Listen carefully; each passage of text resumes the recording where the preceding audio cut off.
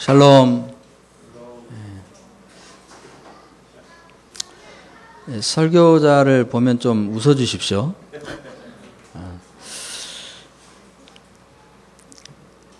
오늘 내가 낫고자 하느냐 제목으로 하나님 말씀을 좀 나누겠습니다.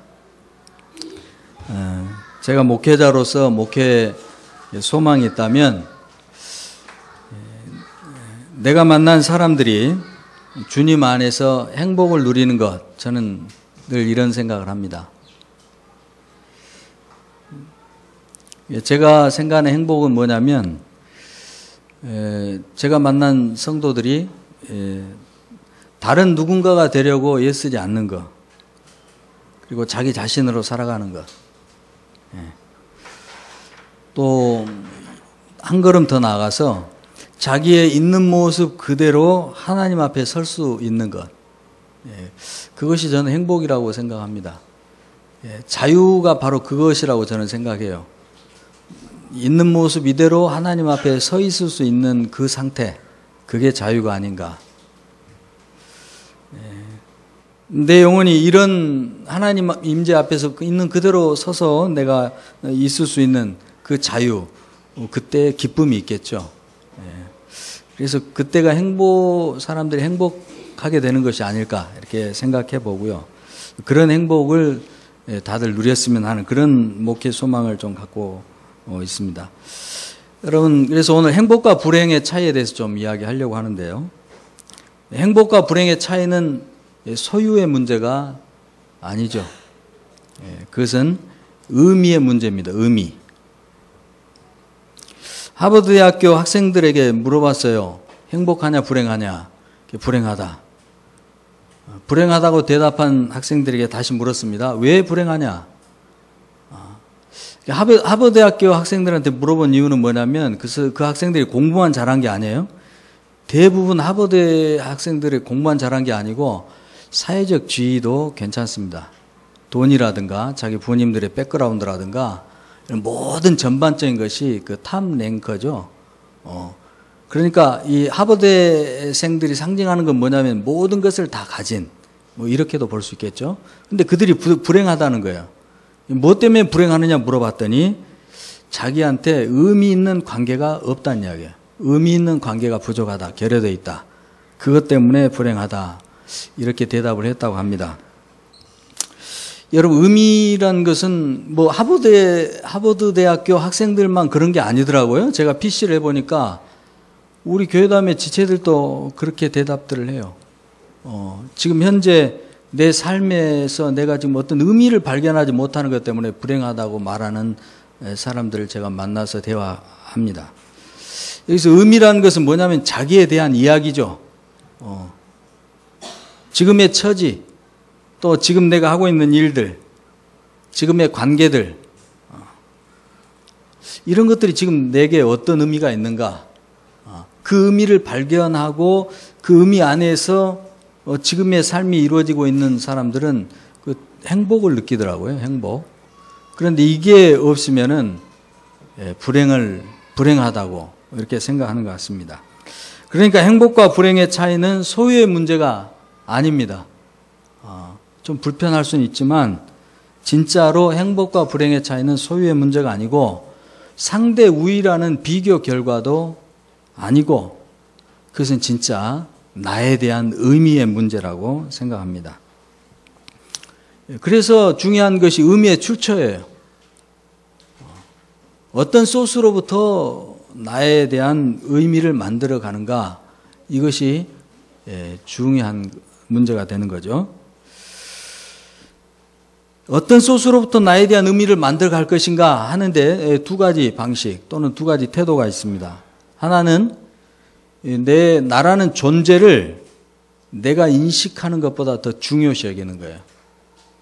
제가 오늘 존재라는 단어와 의미란 단어를 많이 쓸 텐데 좀 풀어서 쉽게 쓰려다가 그냥 그대로 쓰기로 했습니다. 또 하나는 뭐냐면 나의 인식을 내 존재보다 더 중요시하는 거죠. 이 두 가지 방식이 있습니다. 그런데 성경과 역사가 보여주는 분명한 사실은 뭐냐면 우리 인간들이 존재보다 인식의 문제를 더 중요시 여길 때마다 불행의 늪에 빠져들었다는 거예요. 그 첫 번째 사건이 선악과 사건입니다. 너희가 그것을 먹는 날에는 너희 눈이 밝아져 하나님과 같이 되어 선악을 알 줄 하나님이 아심이니라. 지금 사탄의 이야기죠. 사탄이 하와를 유혹할 때 쓴 말입니다. 그러니까 이 말에 사탄의 유혹의 요지는 뭐냐면은 네가 알게 되는 인식의 문제가 해결하면, 네가 아는 인식의 문제를 네가 스스로 해결하면 하나님과 같은 존재가 될 것이다라는 유혹이에요.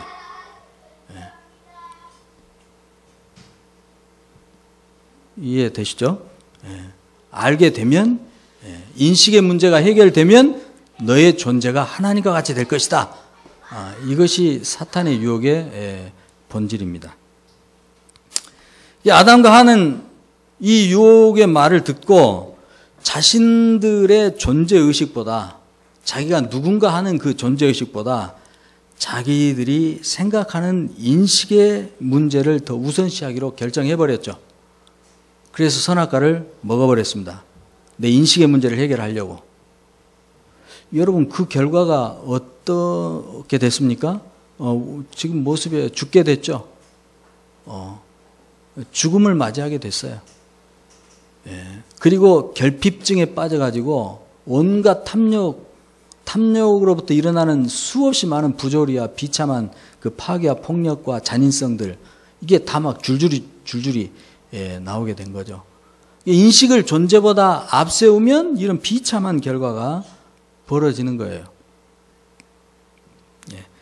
나는 생각한다, 고로 존재한다. 유명한 데카르트의 명제죠. 이 데카르트의 선언은 에덴에서 벌어진 사건의 재탕입니다. 데카르트는 인식을 다시 근대에 와가지고 이 인식을 신의 자리로 다시 제추됐어요. 내가 존재하기 때문에 생각하는 것인데 이 존재에 대한 이 확신이 들지 않으니까 찾고 찾다가 나는 도대체 누구인가를 찾고 찾다가 마지막에 내린 결론이 내가 생각하는 것을 보니까 내가 있는 모양이구나. 이렇게 정리를 한 거예요. 그래서 나는 생각한다, 고로 존재한다.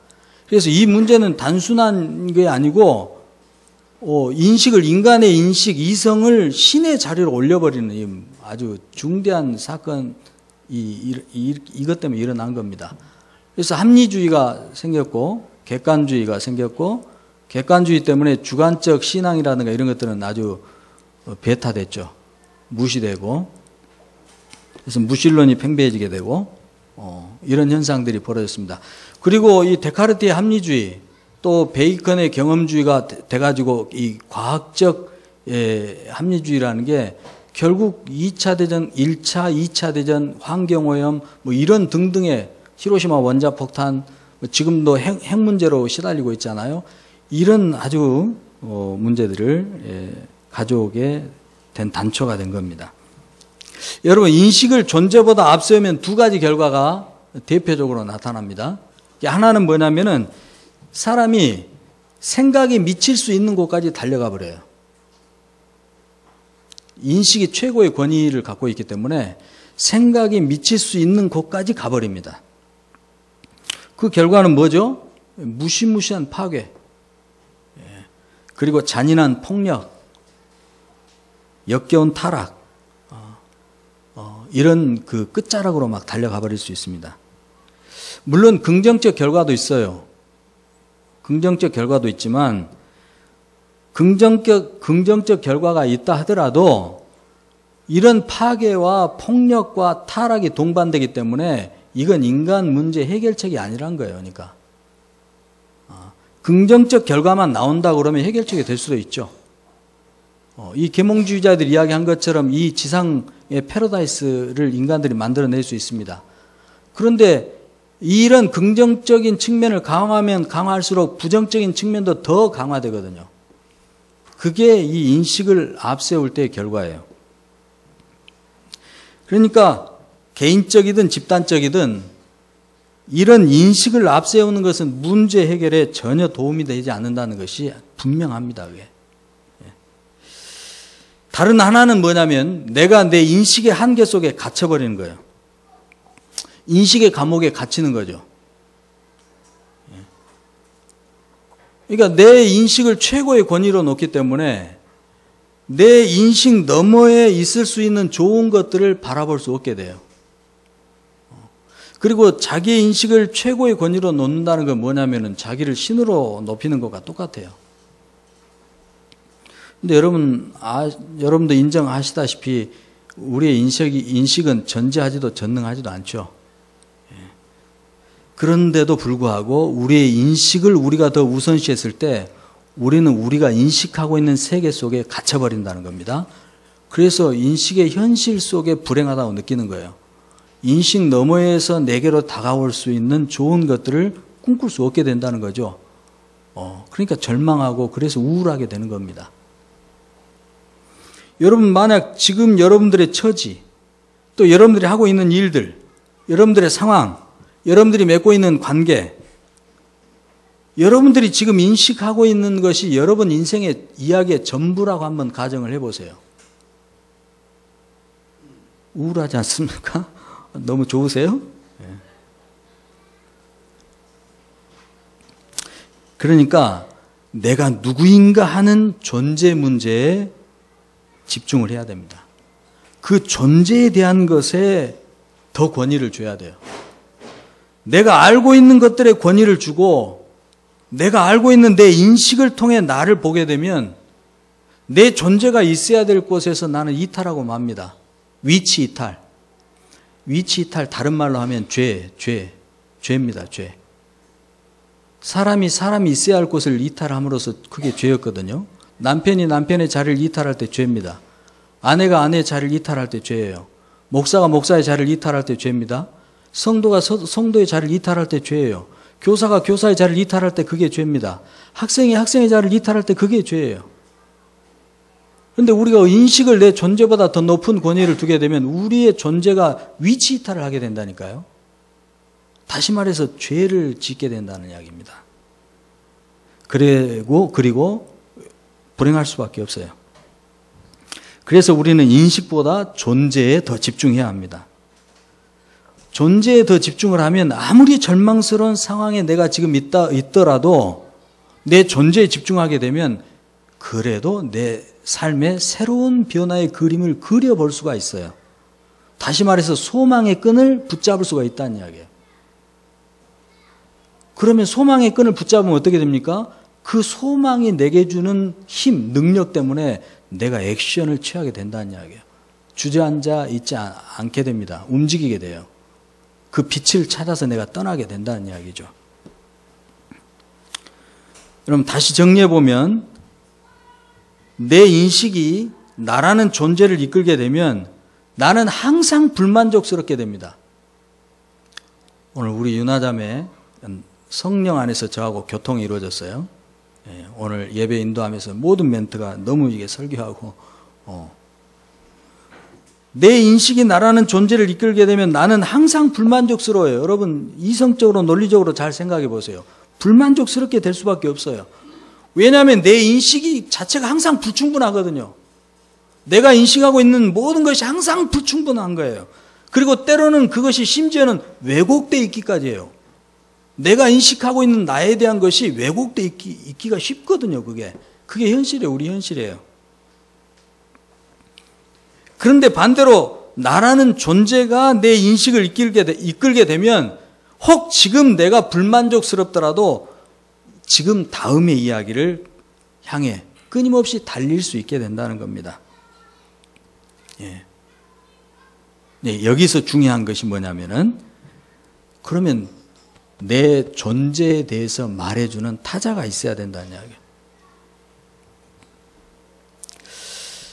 이제 조금 쉽게 한번 비유를 들어서 한번 이야기를 해보겠습니다. 여러분 세상에 갓 태어난 아기가 어떻게 자기의 존재를 인식하고 엄마 아빠를 알고 부르게 되는지 그 과정을 한번 같이 생각해 봅시다. 우선 세상에 태어난 아이 안에 어떤 인식 과정이 이루어지기 전부터 부모와 아이는 이미 존재하고 있습니다. 존재가 우선이에요. 아이가 세상에 태어나게 되면 부모는 이 아이에게 적극적으로 자기의 존재를 지속 반복적으로 계시합니다. 그렇잖아요. 제가 좀 어렵게 표현했지만 아빠, 엄마 하고 얘 어릴 때마다 이 젖 먹일 때마다 또는 찌찌 먹일 때마다 이 계시해 주잖아요. 엄마, 엄마, 아빠, 아빠. 언어학자들의 이야기에 의하면 아이가 엄마를 부르기까지 2만 번 정도의 지속 반복적인 계시가 있다고 합니다. 예, 여러분 세지는 마세요. 꼭 2만 번은 아니니까. 예, 그 정도라는 거예요. 그러니까 세상에서 이 아이가 부모를 알게 되는 그 인식 과정이 존재의 계시, 자기의 타자의 계시로부터 시작된다는 겁니다. 그러다가 이 아이가 그 자기의 타자가 되는 부모의 그 계시를 믿고 수용하는 순간, 그 계시를 받아들이는 순간 이 자녀 안에 엄마, 아빠라는 인식이 비로소 형성되고 부르게 된다는 거예요. 그리고 자기의 타자인 엄마, 아빠를 부름으로써 엄마, 아빠의 존재를 인식함으로써 자기의 타자의 타자인 자기 자신의 존재를 인식하게 되는 거예요. 그리고 이런 계시와 믿음의 과정이 반복되면서 부모와 자녀 사이에 의미 있는 관계가 형성되는 거죠. 이것이 세상에서 우리가 태어나서 인식, 지식을 얻게 되는 첫 출발이에요. 계시와 믿음이에요. 여러분, 인간은 어떻게 자기가 인간인 것을 알게 되었을까요? 이것도 마찬가지입니다. 인간이 자기 스스로의 인식 능력으로 자기 존재를 파악한 것이 아니에요. 사회학자들이 명명한 것도 아니고 생물학자들이 명명한 것도 아닙니다. 인간의 부모가 되는 그 하나님께서 사람을 창조하신 다음에 그 사람한테 너는 사람이라고 계시를 해줬기 때문에, 너는 사람이고 나는 하나님이다 이렇게 계시를 해주셨기 때문에 자기가 사람인 것을 그래서 알게 된 것이죠. 존재가 먼저고 인식이 그 다음이고, 인식의 출발은 계시와 믿음입니다. 여러분, 이것이 그동안 이성주의나 합리주의나 이 경험주의에 묻혀가지고 빛을 발하지 못하고 있었어요. 매우 중요한 진리입니다. 근데 묻혀 있었어요, 이게. 어느 날 제가 신학대학원 다닐 때 조직신학 교수님이 여러분은 어떻게 엄마를 알게 됐습니까? 물어봤어요. 근데 제가 그때 졸고 있다가 사역하면서 신학교를 다녔기 때문에 많이 피곤하더라고요. 그래서 제 생전 공부할 때 머리가 뒤로 젖혀지면서 좋은 적은 없는데 그때는 머리가 아예 뒤로 젖혀졌어요. 막 이렇게. 그런데 조직신학 교수님의 그 질문이 묘하게 졸고 있는 제 속에 들어오면서 제가 졸다가 엉겁결에 대답을 했습니다. 계시로 알게 됐어요. 계시.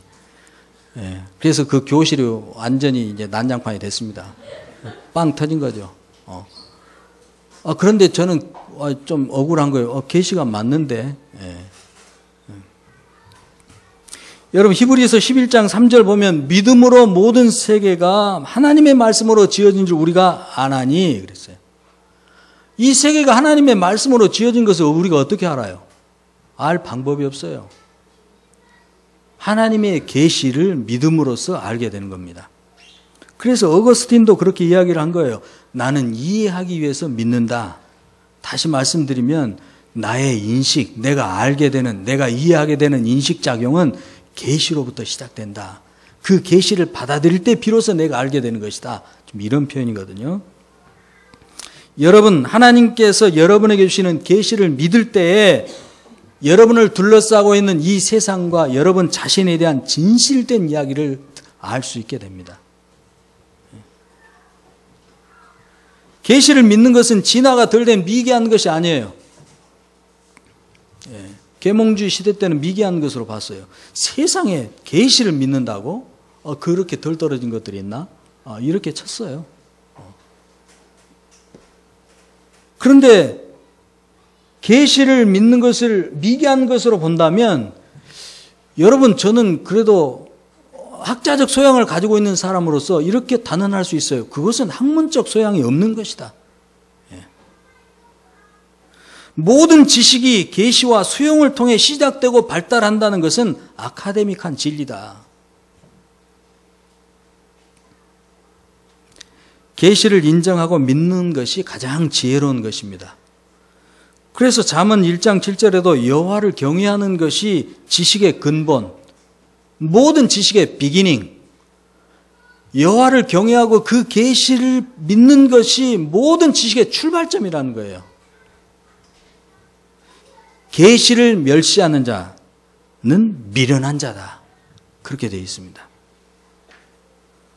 여호와를 경외하는 것이 지혜의 근본이요, 거룩하신 자를 아는 것이, 그것이 바로 언더스탠딩, 그것이 명철이다. 여러분, 오늘 본문을 한번 보겠습니다. 오늘 본문은 예수님께서 38년 된 병자를 자진해서 치유해 주신 사건이에요. 요청을 하지 않았어요. 예수님이 자진해서 가서 치유하셨어요. 이 38년 병자를 치유하시는 이 표적을 통해서 주님이 드러내려고 하는 것은 뭐냐면은, 내가 죄를 심판하는 심판권자다. 이것을 오늘 이 표적을 통해 계시하신 것이거든요. 왜냐하면 이 사람이 병든 것이 죄 때문이었다고 오늘 본문 읽어보니까 그렇게 나왔어요. 이 사람은 무슨 죄인지는 우리는 모르겠습니다. 기록하고 있지 않으니까. 그러나 아무튼 이 사람의 이 병은 죄 때문이에요. 어떤 죄 때문에 이 사람이 병들어가지고 38년 동안 지금 알아 누워있는 거예요. 그런데 예수님께서 오셔가지고 죄 때문에 걸린 질병을 치료하셨다. 이것은 뭐냐면은 이 병의 원인이 된 죄를 예수께서 제거하셨다, 이 말씀이거든요. 그러니까 오늘 38년 병자의 치유 사건은 예수님께서 죄를 심판하시는 심판주가 되시는 분이라는 것을 드러내는 증거라는 거죠. 예. 뿐만 아니고 예수님은 저 요한복음 후반부에 가보면 이런 예수님이 갖고 계신 이런 권세가 교회에도 주어질 것이라는 것을 미리 말씀하셨어요. 너희가 누구의 죄든지 사하면 사해질 것이요, 누구의 죄든지 그대로 두면 그대로 있으리라. 여러분, 교회는 그래서 죄를 용서할 수 있는 하나님만이 갖고 있는 권세를 교회가 부여받은 거예요. 엄청난 권세죠.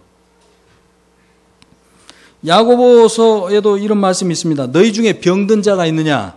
그는 교회의 장로들을 청할 것이요, 그들은 주의 이름으로 기름을 바르며 그를 위하여 기도할지니라. 믿음의 기도는 병든 자를 구원하리니 주께서 그를 일으키시리라.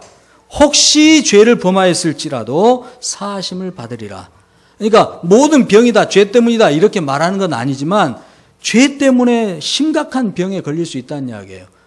그런데 장로들을 청하여 기도해 달라고 할 때 교회의 대표가 되는 그 장로들의 믿음의 기도를 통하여, 그리고 그 병자의 회개를 통하여 죄가 깨끗하게 씻겨지는 놀라운 일이 벌어지고 그 병으로부터 자유하게 될 수 있다. 지금 이 말씀이거든요. 그러므로 너희 죄를 서로 고백하며 병이 낫기를 위하여 서로 기도하라. 의인의 간구는 역사하는 힘이 큼이니라. 예. 예, 그렇습니다. 이제 38년 병자를 치유하시는 과정을 한번 좀 보겠습니다. 38년이라는 이 세월이 갖고 있는 의미는 뭐냐면은 회복 불가능한 절망이죠. 절망입니다. 절망. 예. 한두 해가 아니에요. 38년이에요. 38년. 예, 절망, 회복 불가능 절망. 그런 절망자를 찾아오신 예수님께서 그에게 이렇게 물으십니다. 여러분, 행복하고 싶으신 분들은 지금부터 잘 들으셔야 돼요. 예. 예수님께 이렇게 물으셨어요. 네가 낫고자 하느냐? 단순한 질문으로 보여지죠. 네가 낫고자 하느냐? 예. 여러분 자신에게 이 질문을 한번 적용시켜 보십시오. 예수님께서 여러분에게 지금의 현실에서 네가 벗어나고자 하느냐? 구원받기를 원하느냐? 해결을 받기를 원하느냐? 아니면 네가 낫고자 하는 치유되기를 원하느냐? 예수님께서 이렇게 이 병자에게 질문을 했을 때 낫기를 원한다면, 이 병자가 낫기를 원한다면 무엇으로부터를 생각할 수밖에 없습니다. 무엇으로부터 낫기를 원하는가? 그러니까 예수님의 이 질문은 이 병자로 하여금 자기가 죄인이라고 하는 그 존재 앞에 직면시키는 거예요. 죄인이라는 그 자신의 존재를 보게 하는 거예요. 네가 낫고자 하느냐? 그것은 치료해주고 싶은 그것만 있는 게 아니라 이 질문 속에는 이 병자가 이 병의 원인인 죄와 그리고 자기가 죄인이라는 그 현실, 자기의 존재를 직면하게 하는 질문이라는 것이죠. 그러나 병자가 보이는 반응은 뭡니까? 현실에 대한 인식이었어요. 존재 문제가 아니었어요. 주여, 물이 움직일 때 나를 못에 넣어주는 사람이 없어 내가 가는 동안에 다른 사람이 먼저 내려가나이다. 이런 현실의 인식밖에 없어요. 이 병자에게는. 병자는 자기가 인식하고 있는 현실의 문제에 사로잡혀 있지만 자기는 38년 병자고 아무도 자기를 도와주지 않고 하는 자기가 인식하고 있는 것만 지금 사로잡혀 있지만 인식의 감옥에 갇혀 있지만 예수님은 이 사람의 문제 해결은 그걸로는 안 된다는 거죠. 예수님 그래서 치유에 앞서서 먼저 이 병자로 하여금 자기의 존재를 보게 만드시는 겁니다. 네가 낫고자 하느냐? 무엇으로부터 낫고자 하느냐? 병자는 낫기를 원한다면 출발로 돌아가야 돼요. 이토록 절망스러운 그 병의 출발이 되었던 그 죄, 자기가 지었던 그 죄, 그리고 자기의 죄인됨을 들여다봐야 된다는 것입니다. 그것은 엄청난 죄체, 그리고 수치심, 이런 말할 수 없이 비탄스러운 후회, 이런 것들이 같이 묻어서 나올 수밖에 없는 큰 고통이에요. 그건 쉬운 것이 아니죠. 그 직면이라는 것은. 그러나 여러분, 고통이 꼭 나쁜 것만은 아닙니다. 왜냐하면 고통을 마주 대할 때 고통을 마주 대해야만 내가 진실하게 내 고통의 현실을 있는 그대로 보아야만 그 순간 소망을 볼 수 있기 때문에 그런 거예요. 내가 고통을 볼 때 소망도 같이 분출해요. 근데 내가 고통으로부터 이렇게 피하면요, 소망도 가짜 소망들이에요. 절실함이 안 나와요. 절실함이. 그리고 예수님이 질문과 함께 뭐 성경에 자세히 설명은 하고 있지는 않지만 흐르는 그 침묵, 그리고 서로 마주보는 그 눈빛 뿐만 아니라 예수님의 그 긍휼하신 마음과 예수님 안에서 일하고 계시는 아버지의 사랑과 성령의 역사하심, 이런 교통, 성령의 교통하심들을 통해서 바로 그때 그 무언의 교감, 예수님과 이 병자 사이에 그 무언의 교감이 찰나적으로 이루어진 거죠. 그게 뭘까요? 병자의 회개죠, 회개. 맞습니다, 주님. 그리고 예수님의 용서예요. 그래서 예수님께서 그것을 보신 다음에 일어나라.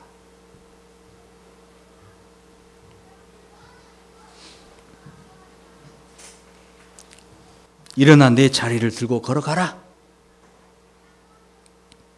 병의 원인이 해결되었으니까 일어나지 못할 이유가 없습니다. 즉시로 이 병자는 38년 그 병을 툴툴 털어버리고 자기가 깔아뭉개고 있었던 그 자리를 들고 둘둘 말아서 집으로 갔죠.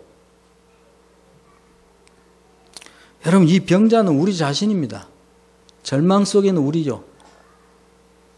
현실의 문제를 타개해 볼 수 있는 어떤 대안도 갖고 있지 못하는 우리, 미래에 대해서 한 치 앞도 내다볼 수 없는 우리의 이 한계, 우리죠. 그래서 예수님께서 우리에게도 물으십니다. 네가 낫고자 하느냐? 네가 지금의 현실 문제에서 해결되기를 원하느냐? 그러면 아마 우리도 이 병자처럼 우리가 인식하고 있는 현실의 상황들을 예수님 앞에 쭉 늘여놓을지도 몰라요. 예수님, 이건 이렇고 저건 저렇고. 그러면 예수님은 이렇게 물으실 것 같습니다.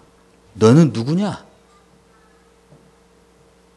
여러분 누구십니까? 여러분 땅의 사람입니까? 하늘의 사람입니까? 만약 여러분이 예수님께 나는 땅의 사람입니다 이렇게 대답한다면 예수님께서 이렇게 말씀하실 거예요. 그러면 회개해라. 그리고 하나님의 선물을 받아 거듭나거라. 이미 거듭난 하나님의 사람이라면요. 그럼 예수님 우리에게 이렇게 말씀하실 거예요. 너는 왜 나의 계시를 믿지 않고 있느냐? 이렇게 책망하실 겁니다.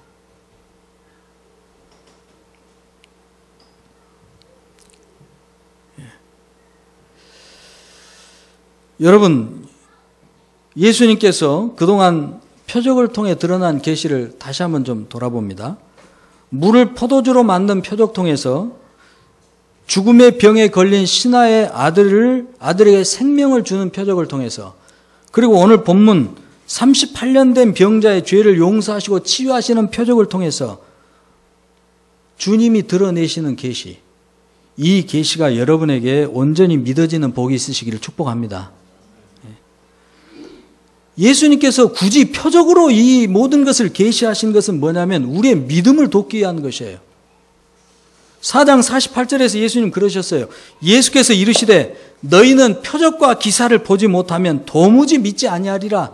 그러니까 예수님께서 우리의 믿음을 도와주시려고 이런 사인, 표적을 일부러 이렇게 일으키신 것입니다. 우리를 잘 믿게 하게 하시려고. 첫 표적으로 계시하신 것 뭡니까? 죽음으로 통치되던 세상의 종말입니다. 사망이 통치하던 이 세상의 종말, 그리고 생명으로 통치되는 하나님 나라의 새 창조, 새 질서, 이게 첫 표적이 계시하는 바예요. 믿으시기를 축복합니다. 예수 그리스도를 통해 주신 하나님의 선물, 성령으로 거듭나야 이 새 창조, 새 질서 속에 들어갈 수 있다. 그리고 거기에 들어가서 가면 참 성전이 될 것이고 예수 그리스도 안에서 영과 진리로 예배하는 참 예배자가 될 수 있다. 이게 첫 표적을 통해서 우리에게 말씀하시는 계시예요. 그러므로 죽음의 통치 아래서 세워졌던 성전과 예배는 작별하라. 이제는 예수 그리스도 안에서 거듭난 모든 사람이 다 모바일 성전이다. 모바일 처치다.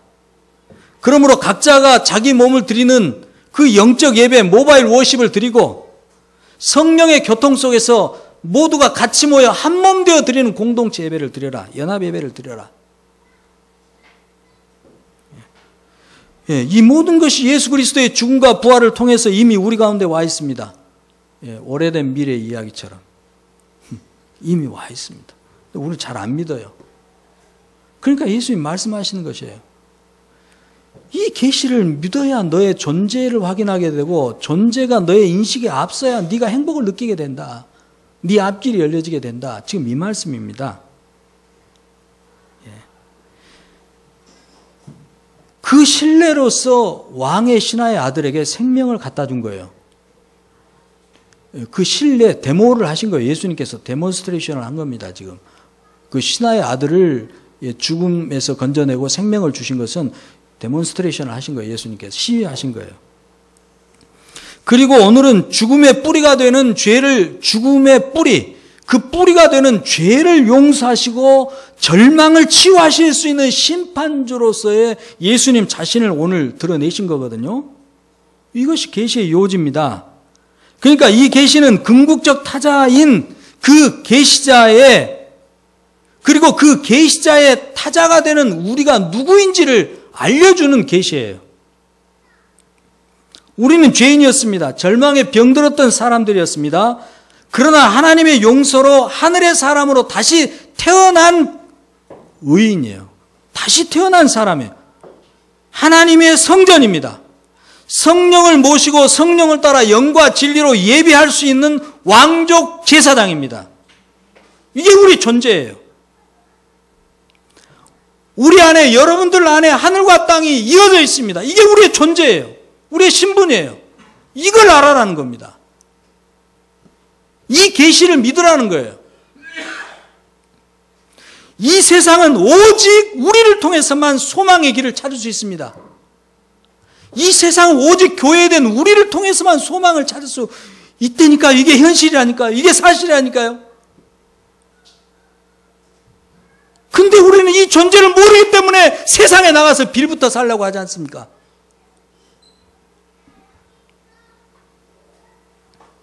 이것이 우리 존재에 대한 계시예요.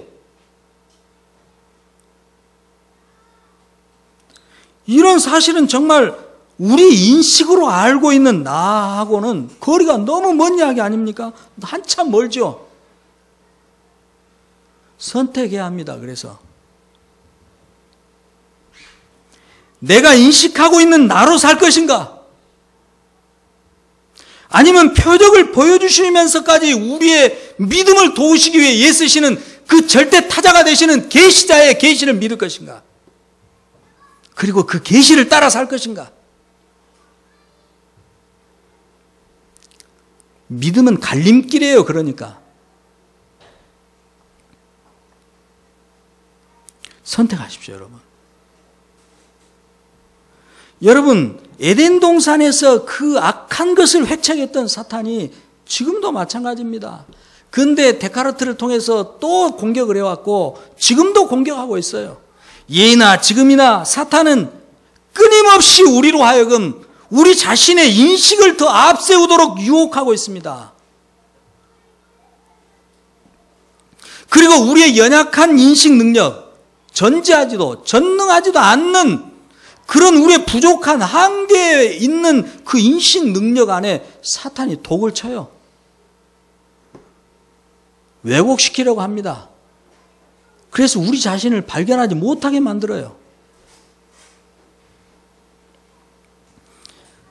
사랑하는 성도 여러분, 그래서 싸워야 합니다. 이건 치열한 싸움이에요. 죽고 사는 문제예요. 이보다 더 치열한 싸움은 없습니다. 왜냐하면 이것 때문에 눈에 보이는 현상의 모든 것이 갈려버리니까. 눈에 보이는 현상에 그 속에 실제가 있지 않아요. 이거 불교의 가르침하고 좀 비슷하려고 그러는데 오해하지는 마십시오. 문제 해결책이 거기에 있지 않다는 이야기죠. 존재 속에 있는 것이지 우리가 인식하고 있는 것 속에 있지 않아요. 만약 우리가 사탄이 하는 대로 놔둬버리거나 우리가 그렇게 그 방향으로 아담과 하가 그랬던 것처럼 끌려가거나 어리석어서 속아가지고 정말 우리의 인식을 앞세우려고 하거나 아니면 연약하고 부족해가지고 어쩔 수 없어가지고 막 이게 두들겨 맞거나 어찌되었건 만약 그렇게 되면 우리는 우리 자신에 대한 삶의 의미를 발견할 수가 없습니다. 그리고 불행에 빠지게 돼요. 싸워야 됩니다. 불행하지 않으려면 싸워야 돼요. 내가 행복하게 살려면 싸워야 돼요. 그냥 주어지지 않아요. 하나님과 우리만 있으면 안 싸워도 돼요. 우리가 뭐 하나님하고 싸울 일 있겠어요? 아직 도말되지 않는 예수님이 다시 오심으로 인해 그때서 도말될 악이 아직도 자기 허락된 영역 안에서 판을 치고 있기 때문에 우리가 싸워야 된다는 것입니다. 우리 삶에 대해 말해주는 계시자의 계시에 더 권위를 두고 그 계시에 집중하고 그 계시를 유지해 가야 합니다. 내 인식을 계시자의 계시에 복종시켜야 돼요. 그때 행복을 우리가 찾게 됩니다. 그때 내 인생의 앞길을 우리가 보고 달려갈 수 있게 돼요. 타협점이 없습니다. 이 이야기에 대해서. 행복과 불행의 차이가 여기에서 나는 것입니다. 내 현실을 자기 중심적으로 자기가 인식할 수 있는 것으로부터 이해할 것인가? 아니면 절대 타자의 계시를 통해 이해할 것인가? 38년 병자 용서와 치유가 이루어질 1초 후의 사건 알 수 없었습니다. 오늘 갑자기 베데스다 옥가에 찾아온 예수님이라는 그분, 오늘 또 보니까 유대인들이 이 병자에게 물어보잖아요. 그 누가 너를 치료하더냐? 몰랐어, 몰라. 예수님조차도 모르는 사람이에요. 그런데 어느 날 예기치 않게 자기 앞에 오신 그 예수 그리스도, 절대 타자이신 그분의 도움을 통해 행복을 얻었거든요. 불행을 털어버리고 행복의 자리로 나갈 수 있었거든요. 저와 여러분의 인식 너머에 계신 그 계시자의 은혜가 1초 후에 여러분을 엄습할지 우리는 모릅니다. 그 절대 타자의 은혜의 계시로 말미암아 우리 인생이 내일 어떻게 변화될지 우리는 모르는 것입니다. 알 수가 없어요. 우리 인식으로는. 알 수가 없어서 모든 것이 불가지론이다. I don't know 이게 아니죠. 이미 우리 안에 계시가 주어져 있기 때문에 이 계시를 통해서 우리는 소망의 빛을 볼 수 있는 것입니다. 그리고 사실 우리들의 삶을 돌아보세요. 저도 제 삶을 돌아보니까 이 가장 중요한 것들은 전혀 예기치 않게 다 다가왔어요. 다음 주 교회 다음과 교회 나눔 통합해서 교회 다음이 된 1주년입니다. 다음 주가. 1주년이에요. 두 교회가 통합할 줄 누가 알았겠습니까? 제가 민걸 목사님께서 개척하시고 그럴 때 창립 예배에 왔어요. 제가 와서 헌금도 했습니다. 장부 떠들어 보세요. 근데 제가 이 자리에서 이렇게 설교를 하면서 예배를 여러분과 함께 드리게 될 줄 누가 알았냐 이게 그때. 여러분 한 달 뒤에 여러분의 삶에 어떤 일이 벌어질지 여러분 어떻게 아십니까? 그러나 보면 항상 예기치 않는 절대 타자 그 계시자의 은혜의 계시가 내 삶에 와가지고 내 삶이 놀라운 전환과 전환의 연속을 하면서 내 삶이 새롭게 세워지고 더 성장하고 더 좋아지고 그렇지 않았습니까?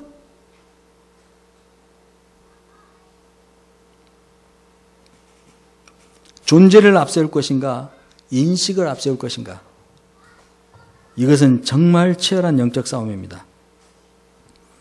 그래서 히브리서 10장 22절 27절 보니까 우리가 마음의 뿌림을 받아 악한 양심으로부터 벗어나고 몸은 맑은 물로 씻음을 받았으니 참 마음과 온전한 믿음으로 하나님께 나아가자. 또 약속하신 이는 미쁘시니 너무나 자비로우시니 우리가 믿는 도리의 소망을 움직이지 말고 굳게 잡고 우리가 믿는 그 약속의 소망을 굳게 잡고 예수님께서 승천하시면서 우리에게 남겨주신 그 약속, 성령의 보증을 통해서 약속하신 그 확고부동한 약속, 언제 올려나 기다려도 오지 않는 것 같이 느껴지지만 그래도 반드시 다시 오시고야 말 예수 그리스도의 재림과 그분의 재림을 통해서 완전히 척결될 이 악의 문제와 새 세상에 대해서 그 소망, 그리고 우리가 하나님 나라를 유업으로 물려받는 상속자로서의 그 소망, 그것을 움직이지 말고 굳게 잡아라. 뿐만 아니라 사탄이 끊임없이 우리를 공격하기 때문에 모이기를 힘써라. 그래서 서로 돌아보아 사랑과 선행을 격려해라. 모이기를 피하는 어떤 사람들의 습관과 같이 하지 말고 오직 권하여 그날이 가까움을 볼수록 더욱 그렇게 해야 된다.